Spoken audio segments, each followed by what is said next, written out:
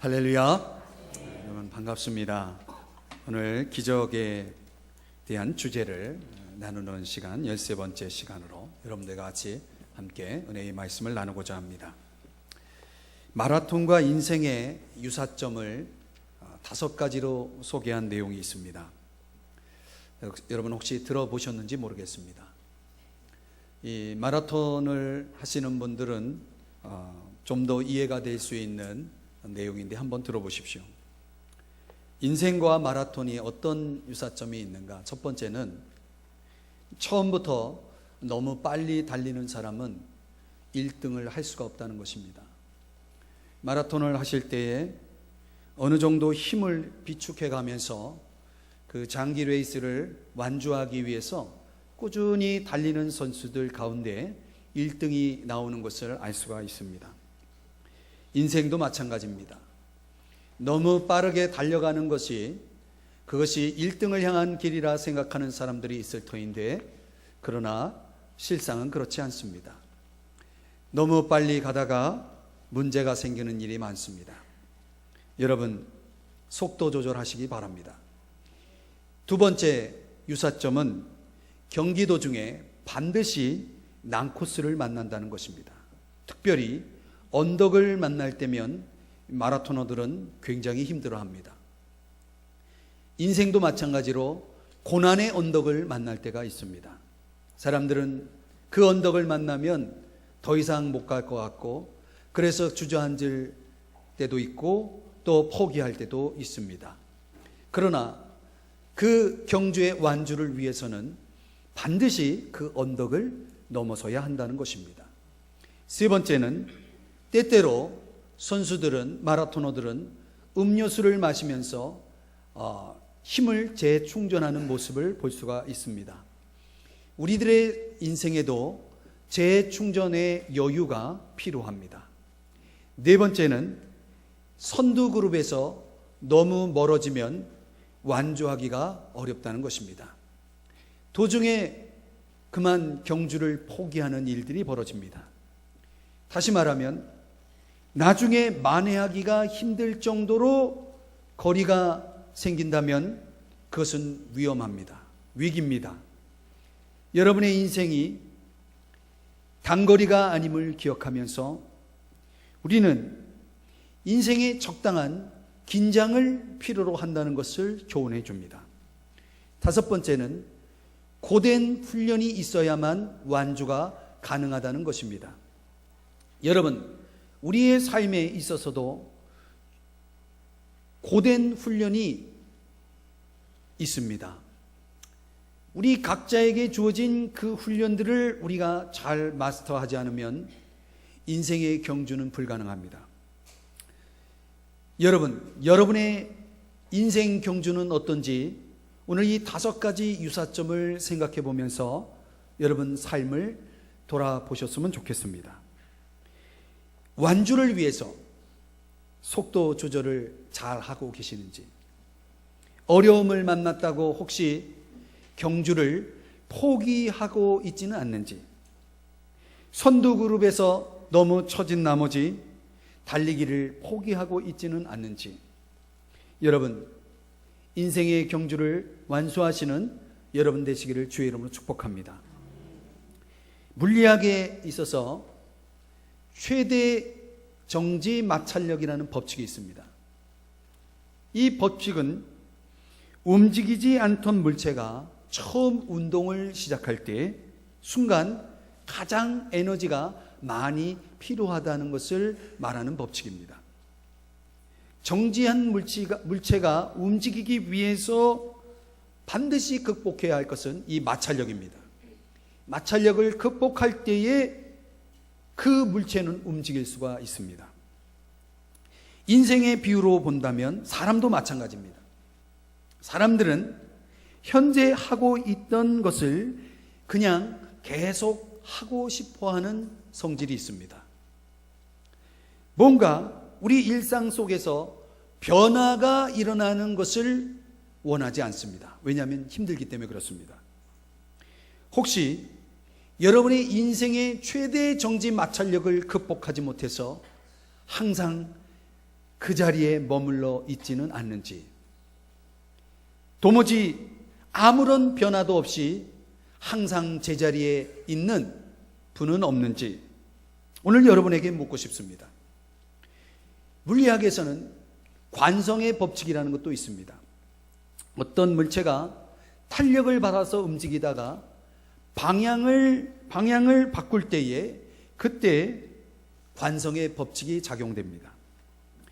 움직이지 않던 물체가 처음 움직이기 시작하는 그 순간만큼 더 많은 에너지가 필요합니다. 우리 인생의 방향이 있는데 그 방향이 잘못되었을 때 올바른 방향으로 그 방향 전환을 하고자 할 때에 관성의 법칙을 극복해야 합니다. 안 그러면 우리는 항상 오랫동안 자리 잡은 습관에 빠져 있고 변화되지 않은 모습으로 어쩌면 잘못된 삶을 계속 유지하면서 살아갈 수가 있습니다. 사랑하는 여러분, 신앙도 마찬가지입니다. 항상 제자리 신앙이 있습니다. 그러나 어느 순간 말씀을 통해서, 예배를 통해서, 어떤 배움을 통해서 여러분이 마음에 결심을 합니다. 그리고 내가 변화돼야지, 내가 새로워져야지, 이렇게 여러분이 결심을 하는 순간 최대 정지 마찰력이 작용합니다. 관성의 법칙이 작용됩니다. 그래서 사람들은 힘드니까 하고서 그냥 다시 원래대로 돌아갑니다. 여러분, 저는 목회자로서 이런 신앙의 모습을 하고 살아가는 많은 신앙인들을 봅니다. 너무나 안타깝습니다. 오늘 어김없이 여러분이 새로운 주일을 맞이해서 이곳에 오셔서 예배를 드립니다. 그런데 여러분, 오늘 여러분이 이 시간 예배를 드리면서 이런저런 깨달음을 얻을 것이고, 여러분 혹 어떤 분들은 마음에 결심을 할 겁니다. 그렇지, 저렇게 살아야지. 그런데 여러분이 저 문을 열고 나갈 때 관성의 법칙이, 최대 정지 마찰력이, 그 법칙이 작용될 수 있습니다. 어떻게 하시겠습니까? 포기하시겠습니까?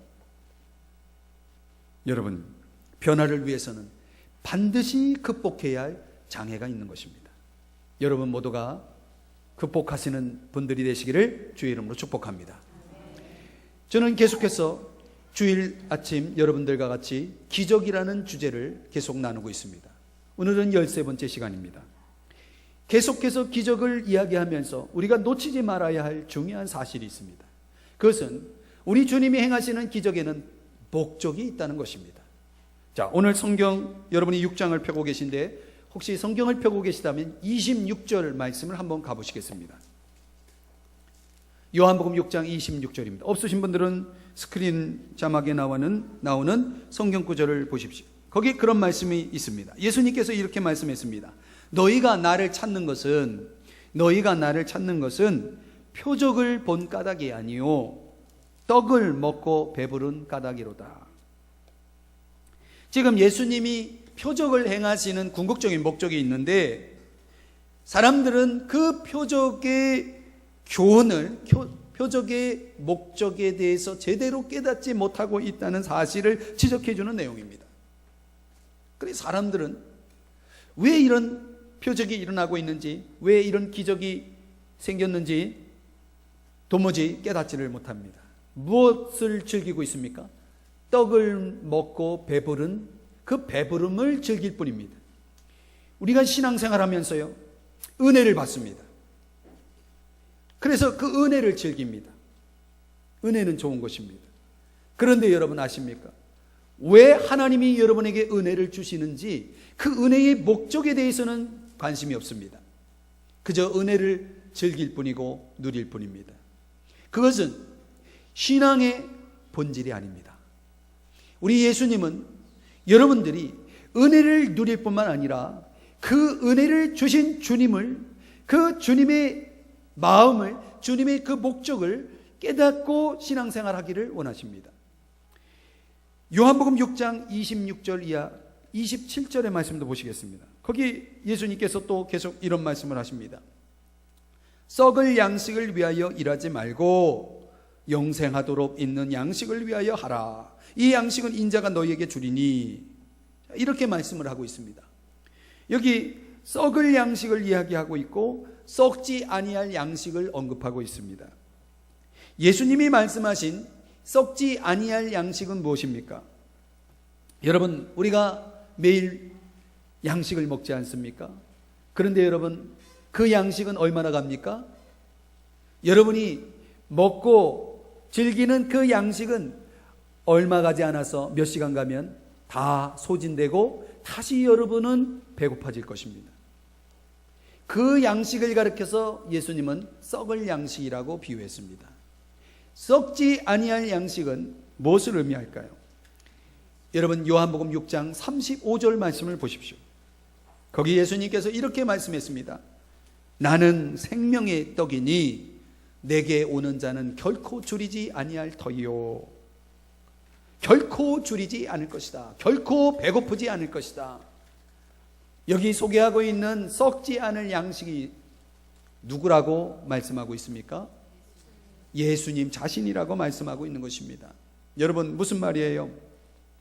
예수님이 정작 여러분에게 주시고자 하는 양식은 먹고 다시 배고파지는 양식이 아니라 영원히 줄이지 않는, 배고프지 않는 썩지 아니할 양식, 즉 예수님 자신을 주시기를 원하신다는 것입니다.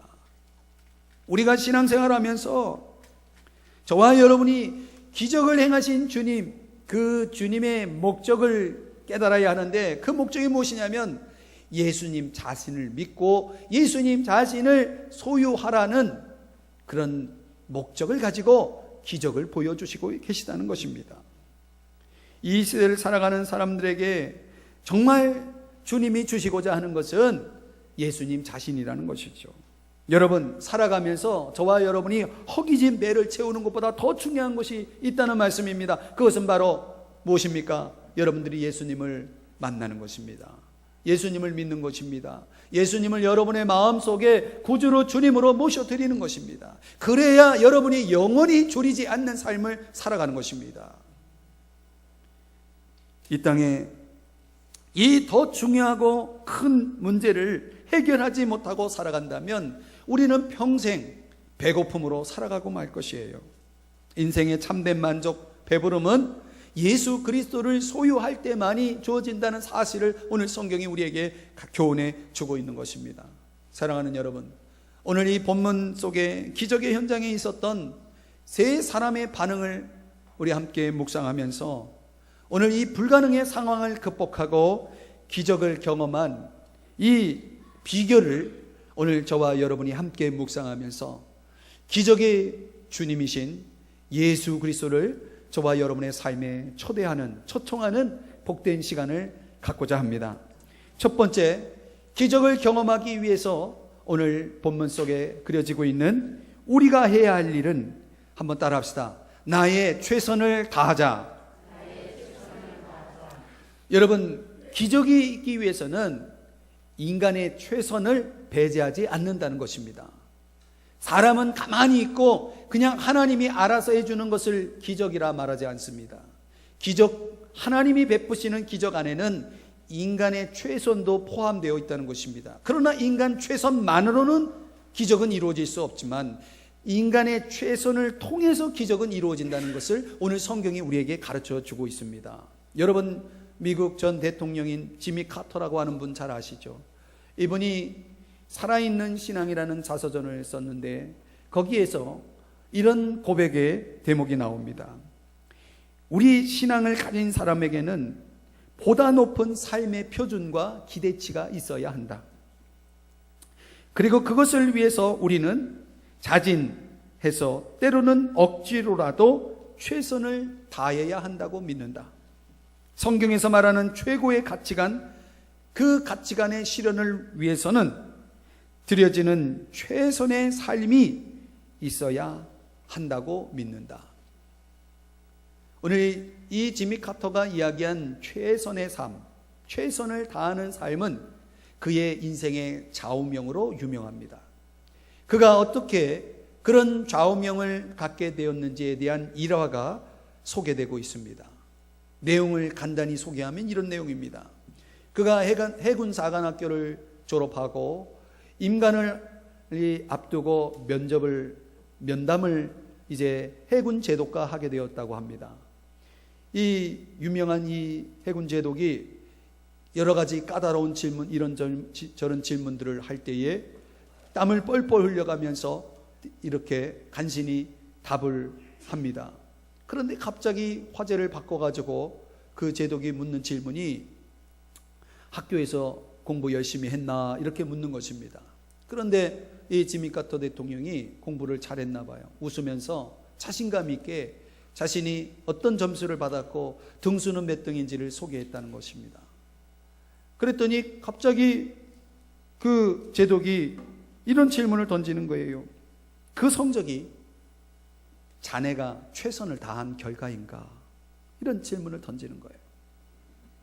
그러자 지미 카터가 당황을 하면서 글쎄요, 그것을 최선이라고 말하기는 어려울 것 같습니다. 이런 대답을 합니다. 그러자 이 해군 제독이 화를 내면서 날카로운 시선으로 그 카터를 바라보면서 이렇게 말하는 것입니다. 왜 최선을 다하지 않았는가 하면서 호통을 치는 것입니다.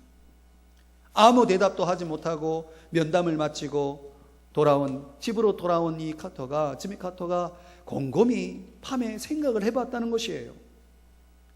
그 해군 제독이 나에게 던진 질문이야말로 어쩌면 우리가 신앙생활을 마치고 주님 앞에 섰을 때에 우리 주님께서 나에게 던질 질문은 아닌가?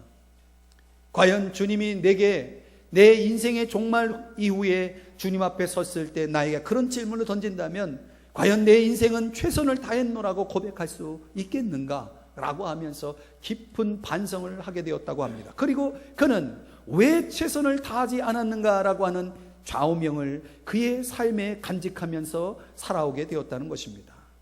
오늘날에도 이 지미 카터의 아름다운 이야기가 우리에게 전해지고 있지 않습니까? 사랑하는 여러분, 최선을 다한다는 것은 얼마나 중요한 일입니까?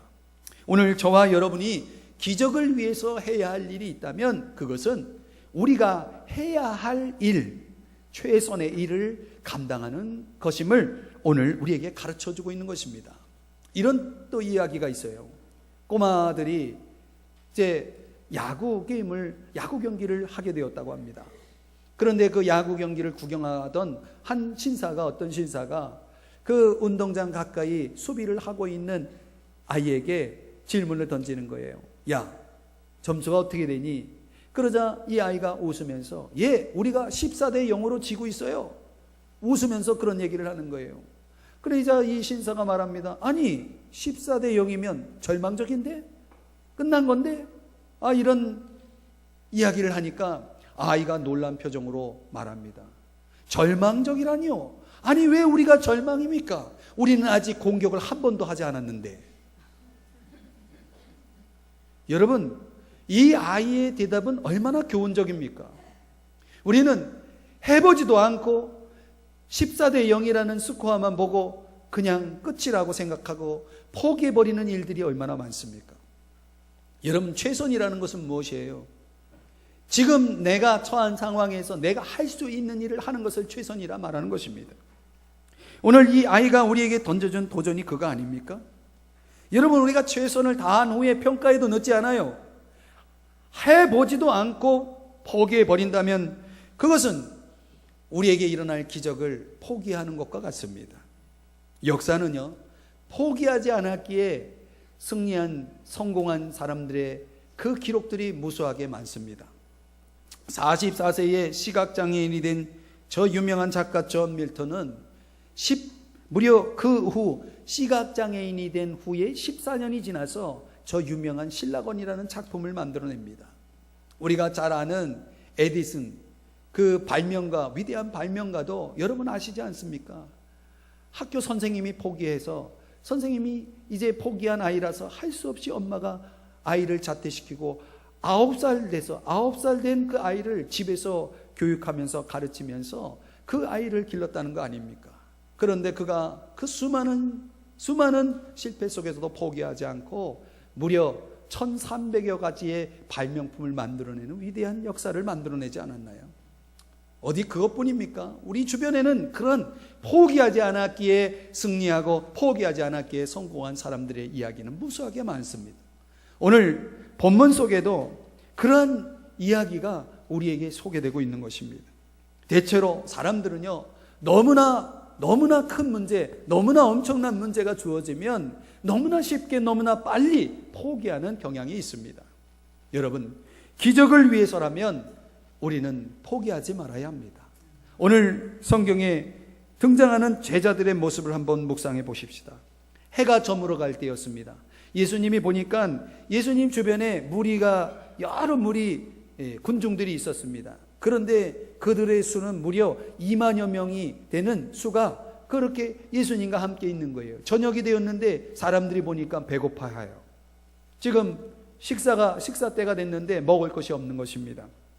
그때 예수님이 제자들에게 이런 질문을 던집니다. 자, 저렇게 지금 배고파하는 무리들이 있는데 너희들 어떻게 했으면 좋겠냐? 이렇게 얘기하자 7절, 오늘 성경 본문 7절의 말씀을 보십시오. 거기 보면 빌립이라고 하는 제자의 반응이 나옵니다. 이 제자는요, 어떤 제자냐면 굉장히 머리 회전이 빠른 상당히 계산적이고 정확한 사람이에요. 수학에 능한 사람이에요. 그래서 벌써 2만여 명의 그 사람들이 먹기 위해서는 어느 정도의 양식이 필요하다는 것이 벌써 계산이 나와서 약 200데나리온의 돈이 있어야 양식을 사서 저들에게 조금씩이라도 나눠줄 수 있습니다. 벌써 계산이 나와버렸어요. 여러분은 계산이 되겠어요? 이 빌립이라고 하는 사람 참 대단한 사람이에요. 그런데 그런 좋은 머리를 가지고 여러분 보십시오. 뭐라고 말합니까? 불가능합니다. 우리는 할 수 없습니다. 이런 결론을 내리는 거예요. 여러분, 사람이 머리가 좋다는 게 좋은 것만은 아닙니다. 머리 좋은 사람은 뭘 믿고 삽니까? 머리를 믿고 살겠죠. 자신이 가지고 있는 그 머릿속에 있는 지식이 전부라고 생각하고 모든 걸 그 지식의 관점에서 모든 걸 판단하고 결정하겠죠. 그런데 여러분 아십니까? 기적은 인간이 지닌 이성적 지식 안에 들어올 수 없다는 것입니다. 그렇다면 그것은 기적이 될 수 없습니다. 기적이란 우리의 지식을 초월해서, 우리의 상식을 초월해서 일어나는 것이 기적이죠. 오늘 빌립이라고 하는 사람은 지극히 상식적이고 지식적인 사람이었지만 그는 기적을 믿지 않았습니다. 오늘 이 불가능한 상황을 그대로 수용하고 안 됩니다 라고 결론을 내립니다. 혹시 여러분 중에도 그런 분이 있지 않습니까? 또 한 사람의 본문에 등장하는 인물이 있는데 그의 이름은 안드레라고 하는 사람입니다. 그런데 이 안드레는 반응이 좀 달라요. 그 많은 군중들 속에, 무리 속에 누군가 양식을 갖고 있는 사람이 어떤 사람인가 조사를 했나 봐요. 벌써 조사를 해보니 그 많은 사람 중에 유독 한 아이가 보리떡 5개와 물고기 2마리를 가지고 있는 것입니다. 여러분, 이걸 또 대단하게 생각하면 안 돼요. 옹시알 같은 떡 그리고 멸치 같은 생선 2개를 갖고 있는 거예요. 그러니까 주머니 속에 넣고 다니겠죠. 이게 별거 아니죠. 그런데 그거를 안드레가 발견한 겁니다. 관찰력이 있어요. 얼마나 열심히 있어요. 여기저기 뛰어다니면서 그 일을 한 것입니다. 뭐예요? 적어도 안드레는 자기가 할 수 있는 일을 찾아서 했다는 것입니다. 그러나 안드레의 결론도 거기에 크게 희망을 거지 않습니다. 그렇죠? 아니, 옹시알 5개랑 멸치 2개 가지고 어떻게 2만여 명의 사람들의 양식이 해결될 수 있겠습니까? 안 되죠. 그래서 9절의 말씀을 보십시오. 6장 9절에 보면 그렇게 말합니다. 아니, 이것이 이 많은 사람에게 소용이 있겠습니까? 안 됩니다. 안드레도 그런 결론을 내립니다. 여러분, 우리가 어떻게 보면 빌립처럼 안드레처럼 우리에게 주어진 상황 속에서 그렇게 반응할 수 있습니다. 해결이 불가능한 상황입니다. 그렇다고 여러분, 기대를 포기하고 무엇을 하는 것을 포기해버린다면 우리는 기적을 놓치고 말 것입니다. 오늘 성경이 그것을 우리에게 교훈해 주고 있는 거예요. 포기하지 마시기 바랍니다. 일단 기도하세요. 그리고 그 상황에서 여러분이 할 수 있는 것을 해보세요. 거기에 해결의 실마리가 시작되고 기적이 시작된다는 사실을 믿으시기를 바랍니다. 오늘 우리의 최선을 다하는 것이 중요하다는 것입니다. 두 번째는 기적이 있기 위해서 우리가 해야 할 일이 무엇이냐면, 한번 따라 하실까요? 주의 말씀에 순종하자. 여러분, 사람이 어려운 상황을 만나면 사람들은 그 문제에 집중하는 경향이 있습니다. 그 고통, 그 어려움에 초점을 맞추고 있는 것입니다. 그런데 참된 그리스도인이라면, 하나님을 진정으로 만난 사람이라면 그 상황에서 하나님께서 내게 무엇을 원하시는지, 하나님이 내게 무엇이라 말씀하시는지에 생각을 집중한다는 것이죠. 여러분은 어떤 사람입니까? 여러분은 어떤 분이십니까? 오늘 예수님이 성경을 통해서 우리에게 보여주신 모범이 그거예요. 예수님이 십자가에 달리시기 전 어딜 가시냐면 겟세마네 동산에 가시게 됩니다. 거기서 예수님이 이런 기도를 드렸어요. 이 고난의 잔을 내게서 옮기시옵소서. 그러나 내 원대로 마옵시고 아버지의 원대로 되기를 원합니다. 아버지 뜻대로 되기를 원합니다. 여러분, 그 고난의 한복판에서 예수님이 무엇에 집중하고 있습니까? 하나님의 뜻에 집중하고 있습니다. 그리고 그 뜻에 순종하고자 하는 이 초점을 우리는 성경을 통해서 보게 됩니다. 그러니까 여러분, 오늘 저와 여러분도 마찬가지로 우리가 고통의 한가운데 있을 때에 저와 여러분이 초점을 맞추어야 할 것은 바로 이것 아닙니까?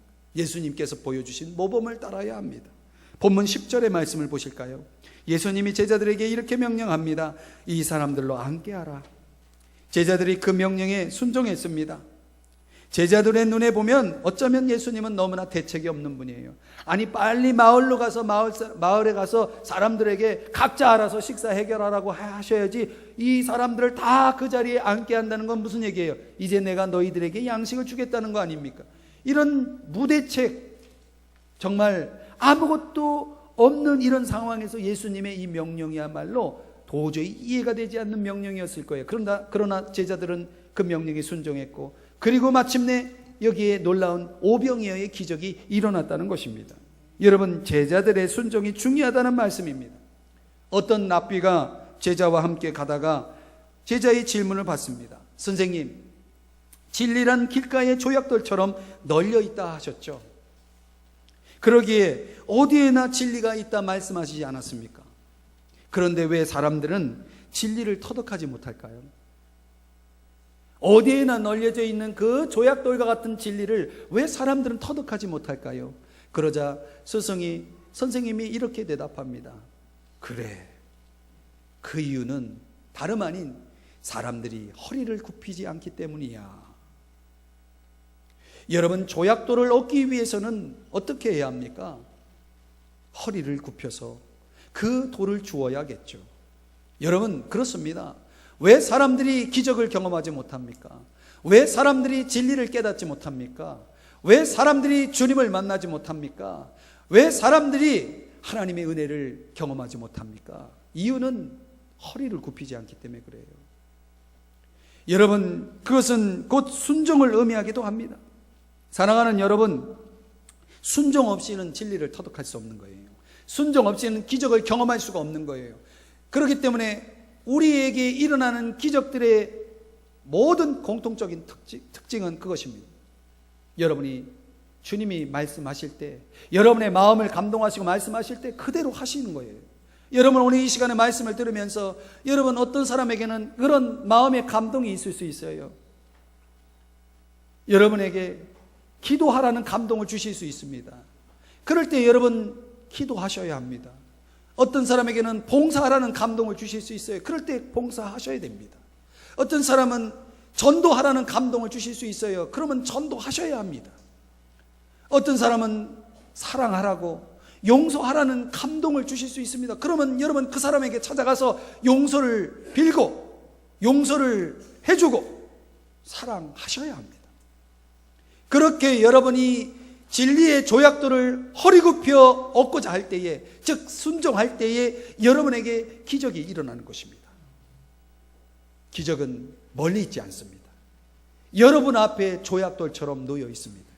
그것을 여러분의 것으로 만드는 방법은 하나님이 말씀하신 대로 여러분이 순종하는 것입니다. 순종하시기를 주의 이름으로 축복합니다. 세 번째로는 한번 따라합시다. 헌신해야 한다. 여러분, 우리는 헌신하면 대단하게 생각합니다. 어마어마한 희생이 따르는 것처럼 생각합니다. 그런데 여러분, 오늘 본문 속에 등장하는 헌신은 무엇이었습니까? 옹시알 5개와 멸치 2개. 여러분, 이것을 헌신이라 말할 수 있습니까? 모르죠. 이 아이에게는 그것이 전 재산이니까 큰 헌신일 수 있습니다. 오늘 본문에는 등장하지 않지만 마태복음 14장 18절에 보면 예수님께서 안드레가 보고한 그 아이의 것을 내게로 가져오라 라고 말하면서 그 아이가 가져온 그 작은 것을 통해서 기적을 이루십니다. 여러분, 상상해 보십시오. 만약 그 아이가 얘야, 예수님이 너가 가지고 있는 도시락을 좀 쓰시겠다 한다. 그럴 때 이 아이가 내 건데 왜 가지고 와요? 하면서 거절했다면 오병이의 기적은 없는 거예요. 여러분, 왜 이 놀라운 기적의 현장에 누구의 헌신을 사용했는지 보십시오. 작은 아이, 보잘것없는 아이의 헌신을 사용했다는 것입니다. 이것은 무엇을 말합니까?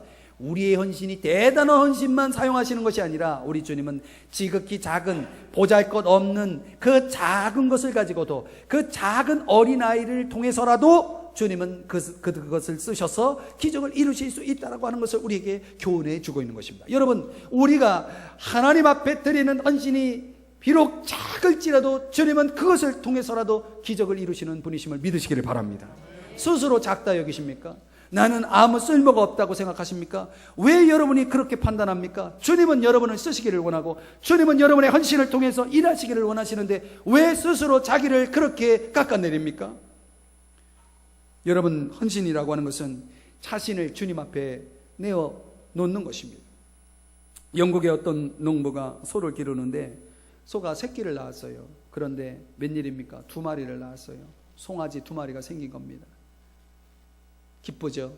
너무너무 기뻐서 부인에게 달려가서 그 농부가 말합니다. 여보, 송아지 새끼가 2마리야. 얼마나 감사해. 한 마리는 주님께 감사하는 마음으로 주님께 드리자고. 그러자 아내가 아멘 그럽니다.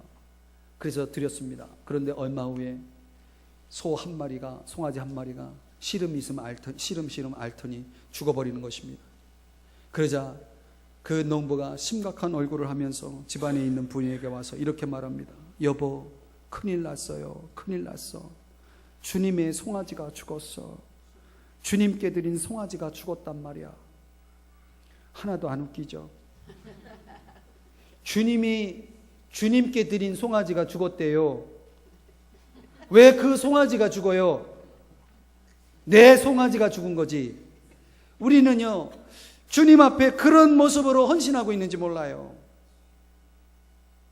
절대로 나는 손해보지 않고 절대로 나는 나 자신을 주님 앞에 내어드리지 않으면서 헌신한다고 말하고 있는 것이죠. 아닙니다, 여러분. 진정한 헌신이란 그런 것이 아닙니다. 스터드라고 하는 영국의 유명한 선교사가 있습니다. 그는 보장된 출세의 길을 가고 있었습니다. 어느 날 어느 집회에 참석해서 예수 그리스도의 복음을 듣고 예수님을 영접하게 되었습니다. 그리고 그의 마음에 감동이 생겼습니다. 그래서 그는 보장된 출세의 길을 뒤로하고 아프리카로 그 오지로 선교사로 나가고자 합니다. 사람들이 말합니다. 아니, 자네 너무 지나친 희생 아닌가?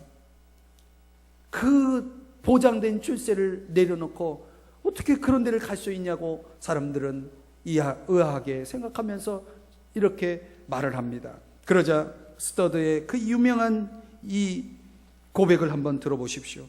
하나님의 아들 예수 그리스도가 이 땅에 오셔서 나를 구원하시기 위해 십자가에 죽으신 것이 참으로 사실이라면, 그것이 참으로 사실이라면 내가 그를 위해 바치는 희생은 그 어떤 것도 지나친 희생일 수는 없습니다. 이것이 진정 은혜를 경험한 사람, 복음을 깨달은 사람의 고백이 아닐까요? 여러분, 이것이 헌신의 정신이고 이것이 우리가 마땅히 나를 구원하신 주님 앞에 드려야 할 헌신의 고백이라면 오늘 저와 여러분은 어떤가요? 사랑하는 성도 여러분, 오늘 이야기 하나를 전해드리면서 말씀을 정리해 보고자 합니다. 어느 주일 저녁에 두 명의 젊은이가 타락하기를 작정하고 도박장으로 향해 가고 있었습니다. 그런데 공교롭게도 도박장 바로 옆에 교회가 있었는데 그 교회에 우연히 입구에 적혀있던 주일 설교 제목이 눈에 들어왔습니다. 죄의 삭은 사망이다. 이 두 젊은이가 그 설교 제목의 광고문을 보더니 고민에 빠졌습니다. 죄의식이 생겼습니다. 그러자 한 친구가 말합니다. 야, 오늘 도박장에 가지 말고 교회 가자. 그러자 한 친구가 말합니다. 무슨 소리야? 한번 결심했으면 가야지 하고서 그 친구는 도박장으로, 그리고 죄의식이 생겨 양심의 찔림을 받은 한 친구는 교회로 갑니다. 그리고 그날 교회에 간 그 젊은이는 그날 말씀을 듣고 예수 그리스도를 구주로 영접하고 거듭나게 됩니다. 그리고 새 사람이 됩니다. 그리고 그는 후에 30년이 지난 후에 바로 그 젊은이는 미국 대통령이 됩니다. 그 대통령이 바로 클리브랜드 대통령이라고 합니다. 그가 대통령에 취임하는 순간 30년 전에 도박장에 가고자 도박장을 선택했던 그 젊은이는 감옥에 있었습니다. 그리고 그 취임식 장면을 감옥에서 보면서 이를 갈았다고 합니다. 여러분, 그것은 무엇을 의미합니까? 때는 이미 늦은 것입니다. 그가 과거 한순간 그 선택한 그 길은 그의 인생을 이렇게 얼마나 다르게 만들었는지를 보여줍니다. 사랑하는 여러분, 오늘 우리가 이 영원한 생명과 영원한 죽음 사이의 갈등 속에서, 선택 속에 우리는 서 있습니다. 오늘 저와 여러분은 무엇을 선택하실 것입니다. 그런데 여러분 아십니까? 그 선택은 훗날 전혀 다른 결과를 가져올 것이라는 사실을. 과연 우리의 인생을, 저와 여러분이 인생을 누구에게 어디에 드리느냐에 따라서 여러분 그 모든 결과가 달라질 것임을 오늘 우리에게 가르쳐주고 있는 것입니다. 사랑하는 성도 여러분, 우리가 직면한 어려움, 우리의 삶 전체는 어찌 보면 일종의 시험 장소라고 할 수 있습니다. 우리는 그 시험 장소에서 그 시험을 패스하기 위해서 먼저 우리 자신을 주님 앞에 드려야 합니다. 그리고 주님이 우리 마음속에 들어오셔야 됩니다. 그분이 구주가 되셔야 됩니다. 그분이 주인이 되셔야 됩니다. 그분이 내 삶을 주관해 주셔야 됩니다. 그분이 내 삶을 인도해 주셔야 됩니다. 그래야 여러분에게 진정한 배부름이 있을 것이고 진정한 기적이 일어날 것입니다. 스웨덴 속담에 노래 부르기를 좋아하는 사람은 언제 어디서든 노래를 발견한다는 속담이 있다고 합니다. 저는 이 속담을 바꾸어서 이렇게 여러분에게 도전합니다. 주님을 믿는 사람은 언제든 어디서든 노래가 있을 것이다. 기적이 있을 것이다. 참된 만족이 있을 것이다. 기도하시겠습니다. 하나님 아버지,